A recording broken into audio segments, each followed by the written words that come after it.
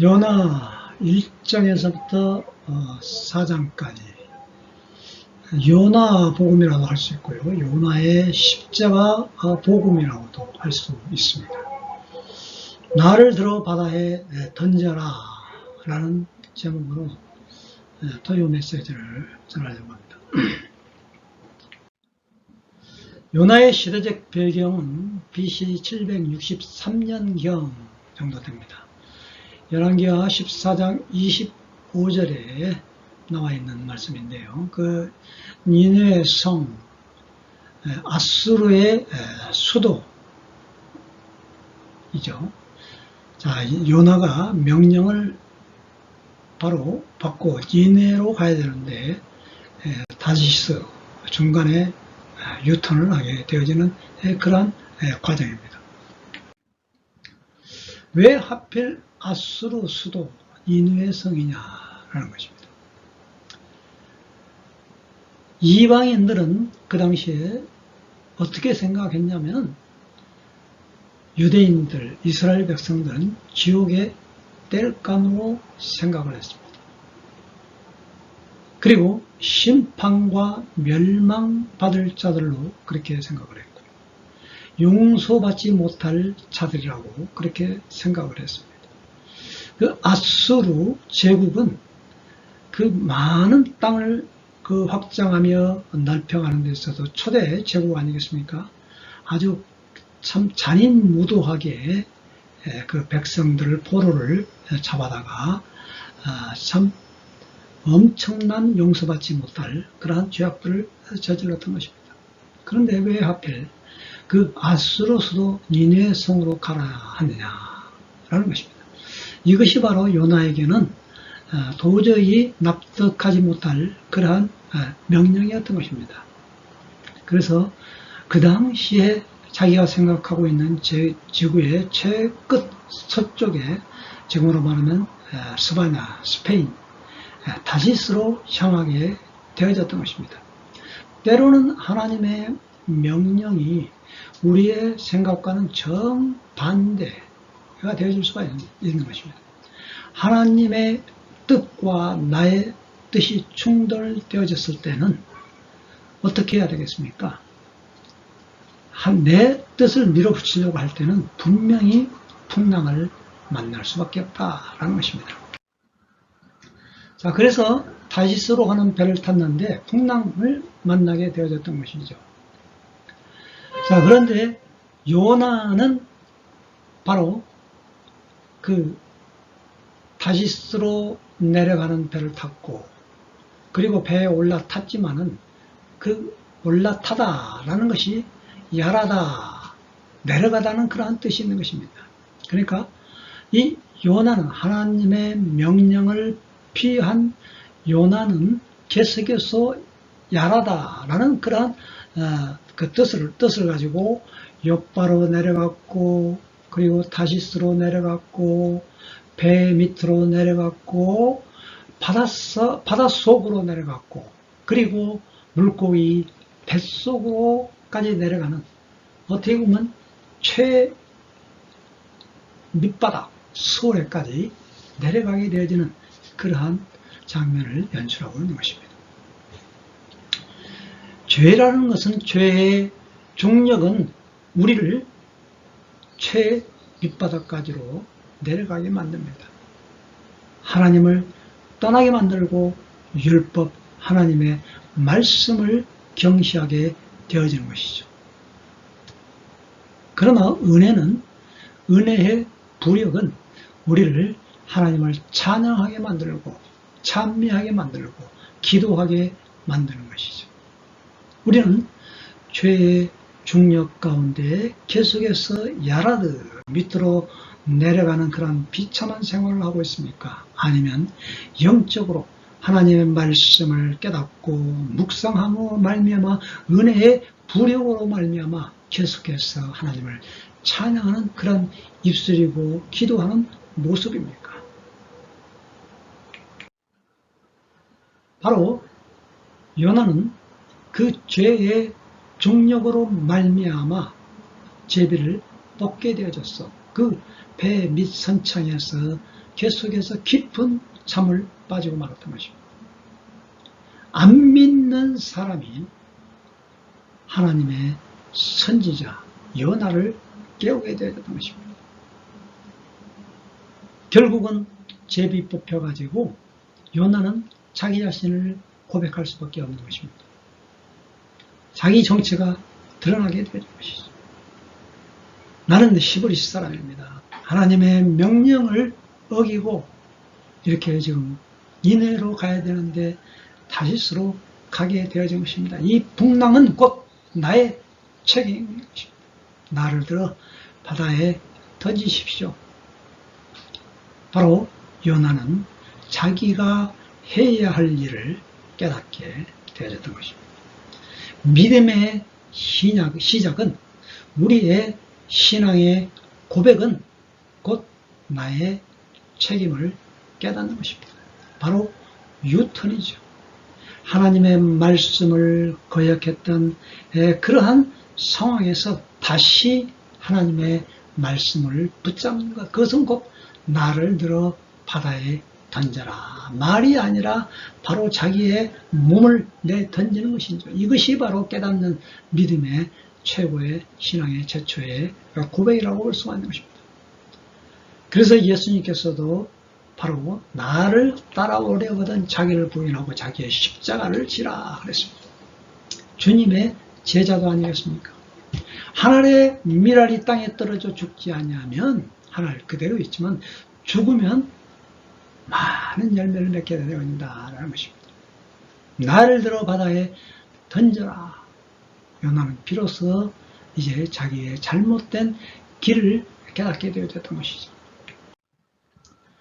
어떻게 보면 기독교 진리는 자기 희생인 것입니다. 나를 들어 바다에 던지라 라는 것입니다. 나는 죽고 다른 사람이 사는 것이죠. 하나님의 명령을 받아야 할 요나가 하나님의 말씀을 거역하고 그 배에 올라탔을 때에는 자기뿐만이 아니고 그 배에 탄 모든 사람들에게 폐가 되어지는 것입니다. 그 물건들을 다 선원들을 던졌지 않습니까? 그것은 소용이 없는 것입니다. 그 무역선이라는 것을 말해주고 있는 것이죠. 물건들을 다 던졌습니다. 그건 아무런 소용이 없는 것입니다. 물질적인 손실만 가져올 뿐인 것입니다. 중요한 것은 뭐냐? 바로 요나가 던져져야 된다는 것입니다. 요나, 이것이 나. 내가 던져져야 다른 사람이 사는 것입니다. 내 가정에서 내가 던져지지 못하면은 우리 가정은 크나큰 손실에 빠져버릴 수밖에 없다라는 이야기인 것입니다. 내가 죽어야 다른 사람이 살아나는 것입니다. 물고기 뱃속에서 사흘 동안 요나는 지냈습니다. 얼마나 이것도 하나님의 큰 은혜입니까? 던져졌을 때, 하나님의 사람이 던져졌을 때 하나님은 하나님의 사람을 그대로 내버려 두지 않으신 것입니다. 하나님께서 물고기를 큰 물고기를 입에 두시고 요나를 삼켰습니다. 캄캄한 심연의 바다에서 기도의 희망을 보게 되어졌던 것입니다. 기도의 희망은 그 한 줄기의 빛이 되어져서 하나님께로 향하는 그러한 향연이 되어졌던 것입니다. 별은 캄캄한 밤에서만 볼 수 있는 것입니다. 대낮에서는 별을 볼 수가 없는 것이죠. 별은 캄캄한 밤에서 빛나게 되어졌던 것처럼 요나는 그 캄캄한 뱃속에, 그 물고기 뱃속에서 바로 하나님을 향한 호흡을 쉬게 되어졌던 것입니다. 곧바로 니느웨 성으로 향했습니다. 즉각적인 순종이었던 것입니다. 사흘길을 걸리는 도성을 하룻길을 걸어서 니느웨 성에 가서 복음을 전했던 것입니다. 최초의 이방 선교사 요나. 온 이스라엘 백성들의 그 원수 국가인 니느웨에 가서 복음을 전하러 가는 그 요나의 발걸음, 그것은 자기의 힘으로, 자기의 의지로 되어진 것이 아니었던 것입니다. 물고기 뱃속에서 하나님과의 처절한 기도로 말미암아 토하게 되어졌을 때 이 세상 사람들은 우리를 감당 못하게 되어지는 것입니다. 나를 던져라, 죽음을 불사하고 나아가는 신앙인들에게는 이 세상 사람들이 감당을 못하는 것입니다. 이 세상 사람들은 우리를 삼킬 수가 없는 것입니다. 우리를 토해낼 수밖에 없다라는 것입니다. 우리는 세상 밖으로 다시 나왔을 때 어떻게 해야 합니까? 하나님의 명령의 말씀에 따라 순종하며 나아가는 길밖에 없다라는 것이죠. 선포하는 요나의 메시지인 것입니다. 40일 지나면 니느웨 성은 무너져 내린다. 굉장히 단순한 메시지인 것입니다. 왜 40일 지납니까? 유예기간, 회개하며 돌이킬 수 있는 그러한 기간이라는 것입니다. 그런데 니느웨 백성들이 그 짧은 메시지에 회개하며 돌아왔다라는 것입니다. 닭울음 소리 듣고 회개하는 베드로 기억하십니까? 물론 그 닭울음 소리가 동물의 조그만 울음소리이지만 이미 베드로는 예수님의 그 말씀을 기억하고 회개한 것이죠. 단순한 닭울음 소리 듣고 회개했겠습니까? 니느웨 백성들뿐만이 아니라 왕까지 돌아오게 되었던 것입니다. 모든 백성들이, 그 니느웨 백성들이 회개하며 하나님께로 돌아온 것입니다. 하나님께서 보시고 생각을 바꾸시고 뜻을 돌이켜 재앙을 취소하게 되는 그러한 사건인 것입니다. 그래서 유대인들은 대속죄일, 욤 키푸르 7월 10일 날 그 나팔절 7월 1일서부터 계속해서 회개하면서 이 요나서를 즐겨 읽는다라는 것입니다. 그러면 대속죄일은 어떤 날이냐? 바로 이 심판이냐 구원이냐가 판가름하는 그러한 중요한 날이라는 것입니다. 하나님께서 저 사람은 분명히 멸망하고 죽어 마땅한 그러한 죄인인데도 그 사람이 회개하고 주님 앞으로 돌아오면 그 사람은 멸망받지 않고 구원의 대회에 참여하게 되어야 된다라는 하나님의 그 생각이 바뀌어줄 수 있는 그러한 대속죄일, 어떻게 한마디 말하면 요즘 우리가 대통령이 뭐 8.15 광복절을 사면한다고 하지 않습니까? 아무리 큰 죄인이라도, 사형 죄인이라도 대통령께서 특별 사면할 수 있는 그러한 날, 그것이 바로 10월 10일 대속죄일이라는 것입니다. 그래서 모든 우리 속에서부터 머리끝에서부터 발끝까지 생각나는 그러한 모든 것들을 다 끄집어내서 정말 하나님 보시기에 조금이라도 걸린 것이 있으면 다 토해내야 된다. 토해내야 된다는 거예요. 그래서 이스라엘 백성들은 이 기간 동안에는 사람에게 조그만 것이라도 잘못된 것이 있으면 찾아가서 용서를 구하고 이 땅에 있는 모든 것들을 올가미로 묶여 있는 거 말이죠. 그런 것들을 다 풀어내는 그러한 기간이라는 것입니다. 하나님의 마음을 돌이킬 수 있는 그러한 날, 이것이 바로 욤 키푸르라는 것입니다. 얼마나 참 의미 깊고 뜻깊은 그러한 날입니까?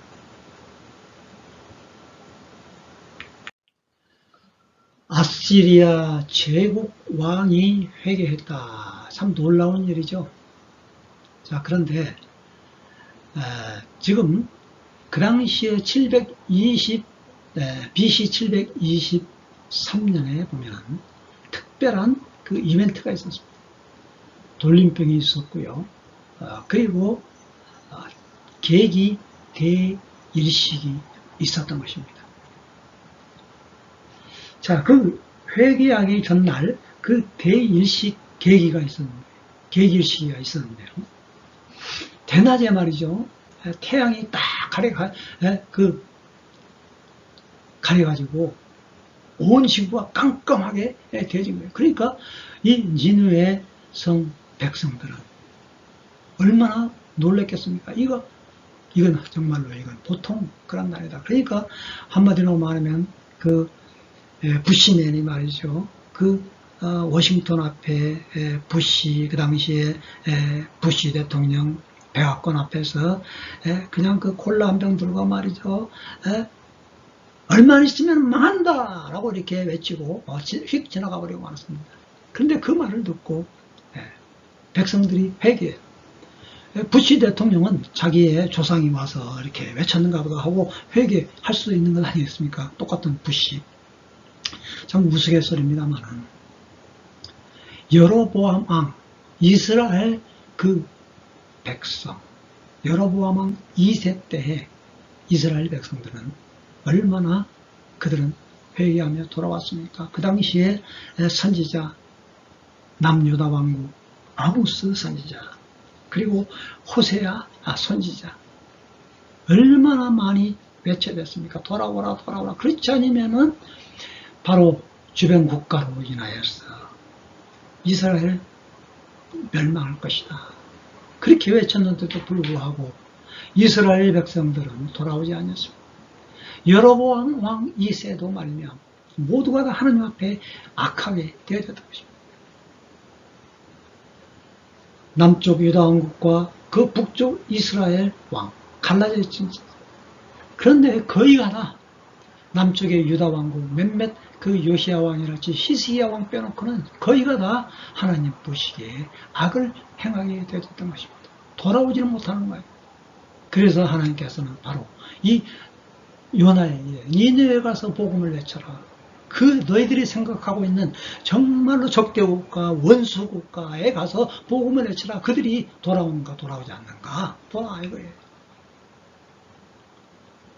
그럼에도 이제 불구하고 돌아오지 않았습니다. 그래서 북이스라엘은 바로 요나가 외치고 나서 40년 후에 BC 723년 정확하게 40년 후에 멸망되어지고 말았습니다.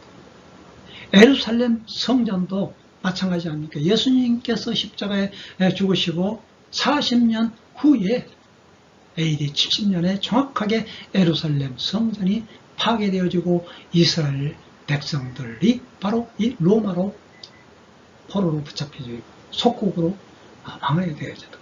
똑같이 연결되어질 수만. 그래서 예수님께서는 요나의 표적을 보여주라. 요나의 표적밖에 없다. 자, 그 요나가 이제 외치고 나서 성 바깥에서 한 조그만 종덕산에 올라와서 무너지기를 바랬습니다. 그런데 안 무너지, 회개하고 돌아오는 거예요. 그러니까 요나는 화가 났습니다. 네, 이럴 줄 알았습니다. 하나님은 인애하시고 자비하시고 노하기를 더디하시고 사랑이 많으셔서 용서할 줄 알았습니다. 그렇게 고백을 합니다. 얼마나 정확하게 하나님의 성품에 대해서 잘 알고 있는지. 그런데 왜 화를 내죠? 무너지기만을 바라는 그 요나는 어떻게 보면은 자기 자신을 고발하고 이스라엘 백성들이 지금 이러한 상태에서 이스라엘 백성들을 지금 고발하고 있는 것이죠. 이스라엘 성을 보시고 우는 예수와는 대조적으로 이스라엘 백성들은 전혀 돌아올 기미를 보이지 못하고 있는 그런 안타까움에서 오히려 이스라엘 백성을 대표해서 자기가 지금 화를 내고 있는 거예요. 시기하죠. 시기하기까지 이방 백성들이 돌아오는 거, 유대인들이 시기 나게 한, 바울 사도도 그런 이야기를 했지 않습니까? 바로 아까 요나서 4장 2절, 3절 보면 하나님의 성품을 정확하게 이야기한 거죠. 요나가. 지극히 은혜로우시며 자비로우신 분이시며 노하기를 더디하시고 사랑이 차고 넘치며 용서해 주시는 분이라는 것을 나는 이미 알고 있었다. 우리가 이 구약을 공의의 하나님으로만 아주 채찍질을 하는 그런 하나님으로만 우리 바라보지 마시고 바로 이 요나가 바로 이 구약의 복음서라는 것입니다. 그렇기 때문에 어떻게 니네의 백성을 용서해 줄 수 있겠느냐라는 것이죠. 도저히 이해가 안 되는 겁니다. 저들을 죽이지 않으면 차라리 나를 죽여주십시오. 차라리 죽는 게 낫겠습니다. 자, 여기에 요나서 4장 2절과 3절에 보면은 개역성경에 읽어보면은 나라는 말이 5번 나오는데 히브리 원문 성경에는 이 나라는 말이 9번 나온다고 해요. 차라리 나를 죽여주십시오. 자기 중심적인 그러한 신앙의 어떻게 보면 이타적인 그런 것이 아니라 배타적인 그러한 신앙의 종교인의 모습, 이스라엘 백성들의 그러한 신앙 상태를 대표해서 요나가 지금 말하고 있는 것이에요. 어떻게 보면 그 단체가 다 이스라엘 백성 전체가 다 꾸지람을 받아야 되는데 대표적으로 니네의 사람들 앞에서 하나님 앞에 지금 차라리 자기가 죽는 게 낫겠습니다. 자기가 지금 대표로 지금 매를 맞고 있는 거예요. 차라리 나를 죽여주십시오. 끄떡만 하면 나를 죽여달라는 거예요. 자, 그래서 요나는 너무 더워요. 그래서 초막을 하나 간편하게 이제 초막절이 이제 7월 15일 날입니다. 초막절이 유대인의 최고의 명절, 3대 명절 중에서 그 초막절이 7월 15일입니다. 초막을 짓고 그 위에 또 선선한 그 나무에 찾아서 또 이제 더위를 식히고 있습니다. 머리 위로 자라서 시원하게 덮어주니까 이제 또 화가 누그러졌어요. 기분도 한결 좋아졌습니다. 그늘을 즐기고 있습니다. 그리고 살맛이 납니다. 박능쿨로 기뻐했다 그러는데 처음으로 요나가 웃었어요. 기뻐했어요. 무엇 때문에 웃었죠? 박능쿨, 잎사귀 하나로 요나는 웃었다라는 겁니다. 이게 바로 이스라엘의 모습이요 종교인의 모습이었던 것입니다. 우리는 무엇으로 인하여서 기뻐하고 즐거워하고 살맛을 느낍니까? 어떤 사람은 지구가 나 때문에 돌아간다고 그래요. 나 때문에. 다 멸망해도 자기는 멸망하지 않는다고 그래요. 얼마나 이게 이기주의적이고 자기 중심적인 그러한 사상입니까? 내게 조그만 차가 있으면 기뻐하고 내게 조그만 물질이 들어오면 기뻐하고 즐거워하다가도 조그만 나에게 손해가 닥치면 또 화를 내고 말이에요. 이게 바로 오늘 우리 인간의 모습이요. 요나는 곧 나 자신의 모습 아니겠습니까? 그래서 하나님께서는 밤중에 벌레 한 마리를 또 보내가지고 다음날 새벽까지 갉아먹게 합니다. 구멍을 냅니다. 나무는 시들거리고 맙니다. 이것이 무엇을 가르치고 있습니까? 겉사람은 후패하나 뭐라 합니까? 우리의 속은 날로 새롭도록 있습니다. 겉사람은 다 썩게 마련이다 라는 것입니다. 우리가 눈에 보이는 것은 잠시 뿐이다라는 것입니다. 우리는 인간은 흙으로 지음을 받았기 때문에 결국은 흙으로 돌아가는데 왜 자꾸 보이는 것만 가지고 우리가 기뻐하고 즐거워하며 또 그것만을 누리면서 살맛을 느끼냐라는 것입니다. 보이지 않는 생명, 니네의 백성의 그 생명을 보고 우리가 기뻐하고 즐거워해야 되는데 그들이 죽어마땅하지만은 바로 복음을 외침으로 말미암아 그들이 생명을 얻게 되어졌을 때 그것을 기뻐해야 되는데 그 박능쿨로 인하여서 하루살이 그걸로 인해서 기뻐하느냐? 집을 사고 차를 삼으로 인해서 기뻐하고 즐거워하느냐? 그 바로 그 말인 것입니다. 그래서 하나님께서는 동풍을 통해서 또 해가 쨍쨍 내리쬐게 만듭니다. 누구는 요나의 머리가 대머리라고 그랬다고 그러죠. 그의 정신이 혼미해지기 시작했습니다. 또 죽고 싶다는 기도를 합니다. 차라리 죽는 게 낫겠습니다. 요나의 주특기가 차라리 죽는 게 낫겠습니다.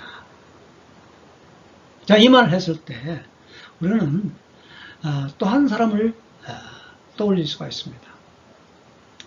열왕기상 19장 4절에 그 로뎀나무 그늘 아래서 죽기를 바라고 있는 누구 있죠?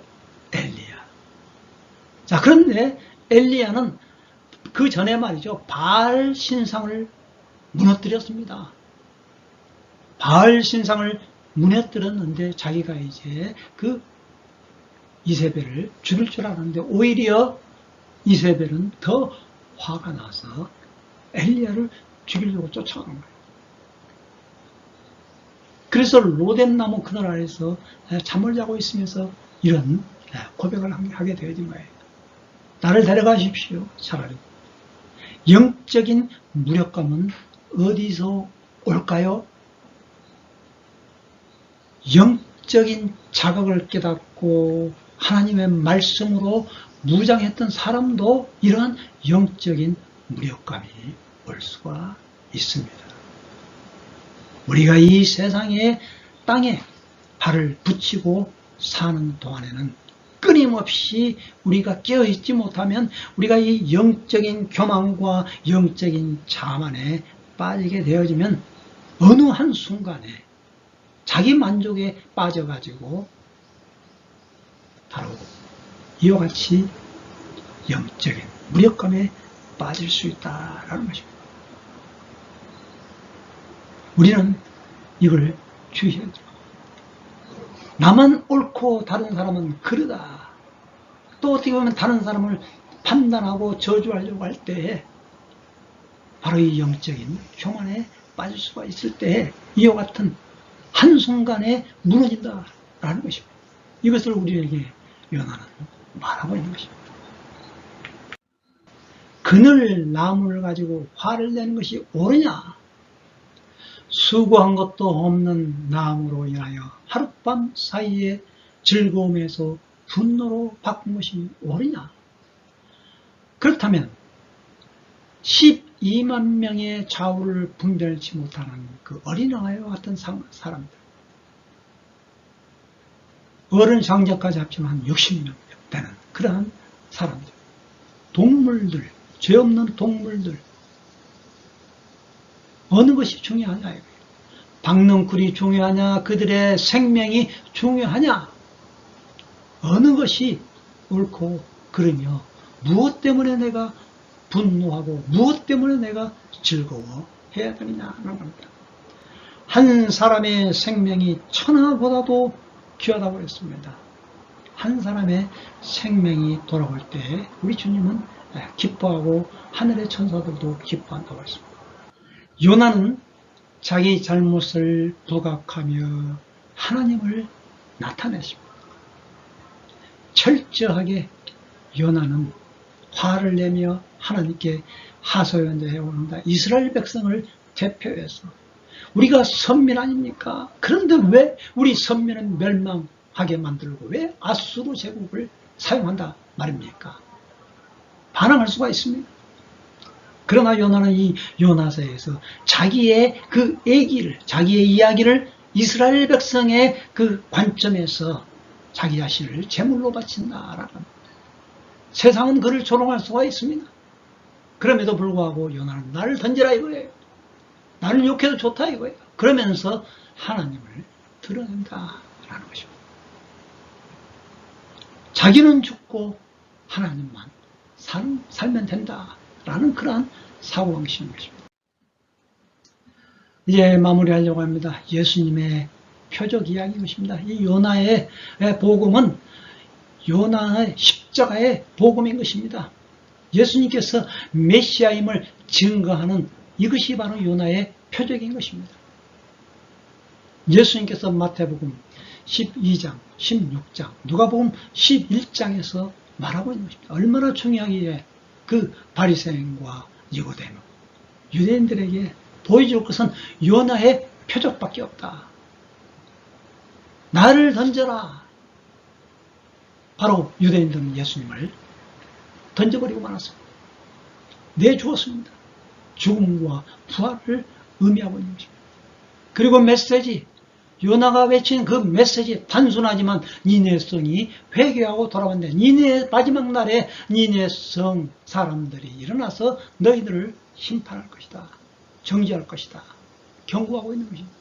그게 바로 예수님께서 말하고 있는 요나의 표적밖에 볼 것이 없다라고 말하고 있는 것입니다.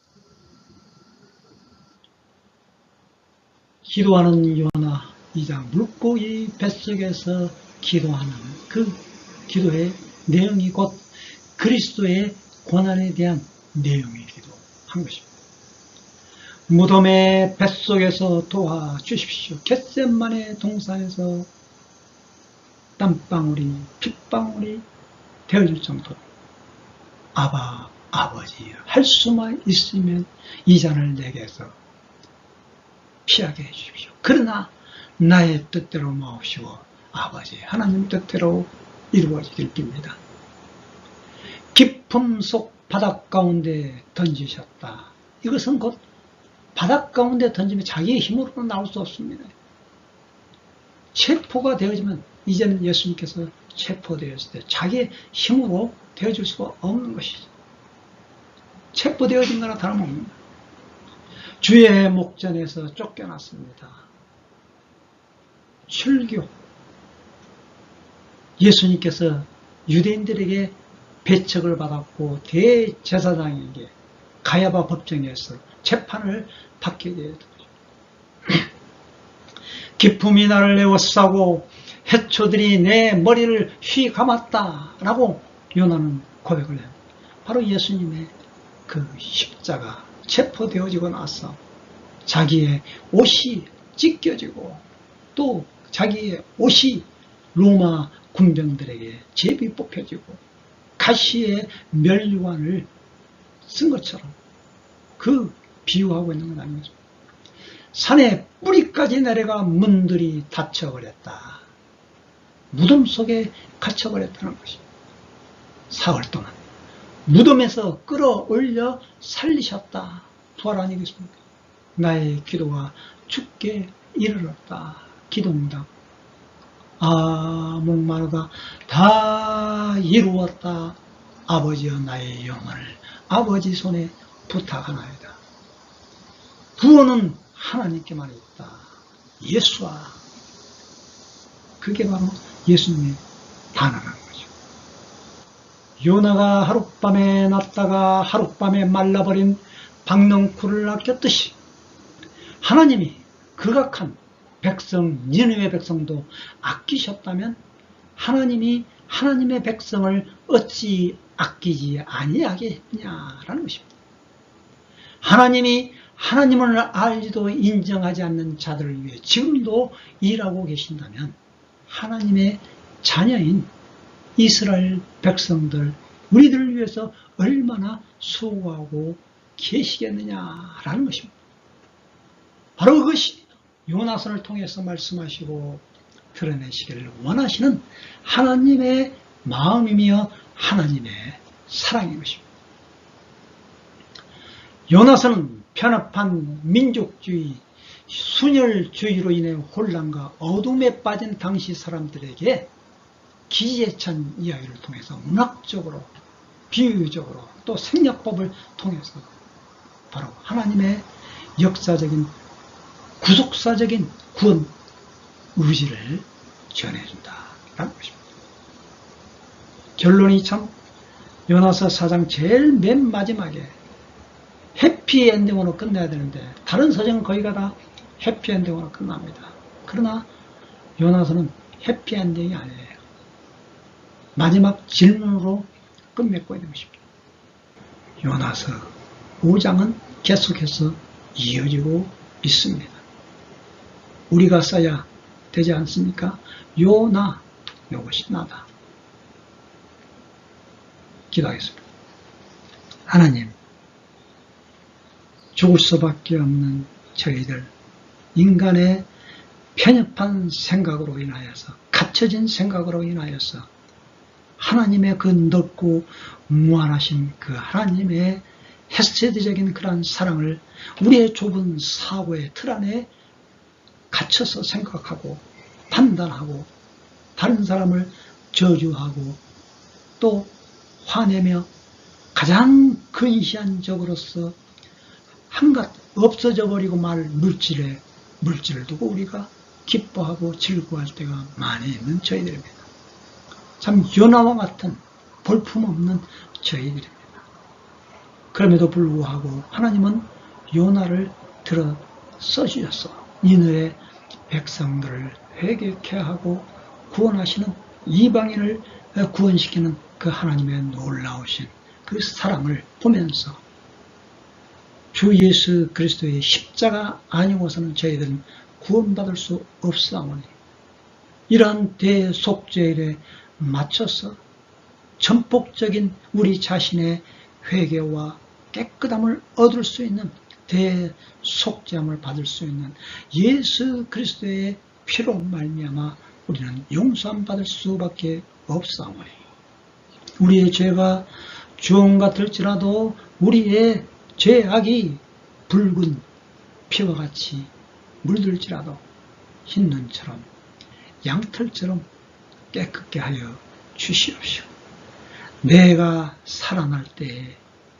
영적으로 살아날 때 우리 가족이 살아나고 우리 지역교회가 살아나고 이웃이 살아나고 우리의 민족이 살아날 줄 믿습니다. 하나님, 이 염키프로 대속죄를 맞이하여 전폭적인 방향 수정을 하게 하여 주옵시고 대속죄일이 우리의 모든 죄를 토설하면서 나를 던져 희생의 십자가의 복음으로 가까이 다가갈 수 있는 저희들이 되어지도록 인도하여 주옵시고 요나서 5장 6장이 계속해서 쓰여질 수 있는 그 한복판에 우리 자신이 들어가고 우리의 가족이 들어갈 수 있는 그러한 사건으로 남아지게 도와 주옵시사. 주님 오시는 그날에 우리가 들림을 받고 어린 양 혼인잔치에 참여를 받을 수 있는 저희들이 되어지도록 축복하여 주옵소서. 예수님 이름으로 감사하였습니다. 아멘.